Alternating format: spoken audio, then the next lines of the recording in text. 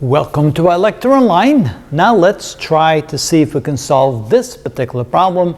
Here we're given two triangles. They're kind of intermingled, and they want us to find the measure of the six indicated angles, 1, 2, 3, 4, 5, and 6.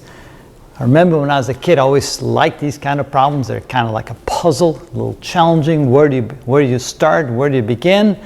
And so you do have to remember the two postulates. We know that the sum of the angles of a triangle always add up to 180 degrees. And now we also know that the exterior angle of a triangle is equal, or the measure of the exterior angle of the triangle is equal to the measure of the two angles that are non-adjacent to the exterior angle. So let's start with number one, and notice if we take this triangle right here, we can see three angles, and we know that this angle plus this angle plus this angle must add up to 180 degrees. And of course, this is the symbol of a right angle or a 90-degree angle. So in that case, we can say that 90 degrees plus 40 degrees plus the measure of angle 1 must add up to 180 degrees. So that's 130. So if we subtract 130 from both sides, we can say that the measure of angle 1 equals 180 degrees minus 130 degrees, or the measure of angle 1 is equal to 50 degrees. So here we can now say that this is equal to 50 degrees. One down. You might want to put it in there just so you have it as a reference. So this is now equal to 50 degrees. How about angle 2?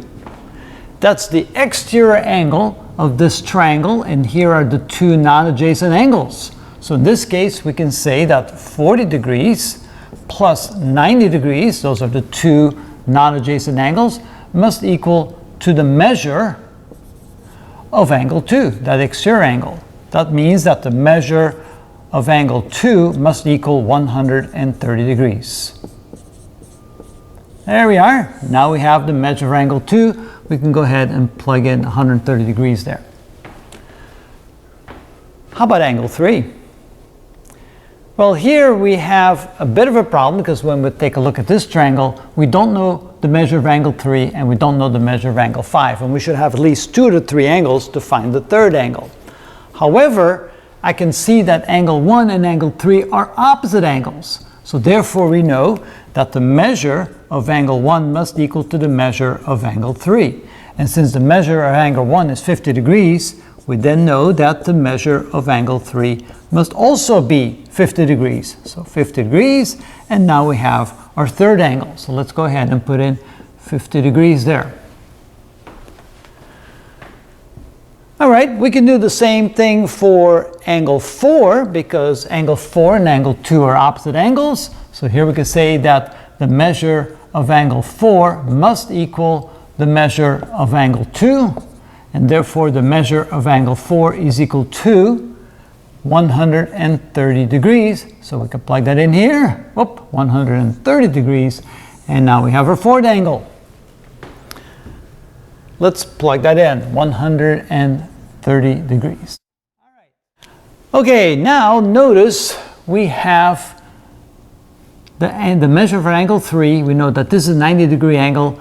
Now we can find the measure of angle 5, because we have this triangle right here and we know 2 other 3 angles, which means that the measure of angle 3 plus the 90 degrees for the right angle plus the measure for angle 5 must add up to 180 degrees. And now we know that the measure of angle 3 is equal to 50 degrees, so 50 degrees plus 90 degrees plus the measure of angle 5 is equal to 180 degrees. Now these two combined add up to 140. If I subtract that from both sides, I now have the measure of angle 5 is equal to 180 degrees minus 140 degrees, which of course is 40 degrees. So now we know the measure of angle 5 is 40 degrees. One angle to go, angle number 6. So let's go ahead and put that in here. That's 40 degrees.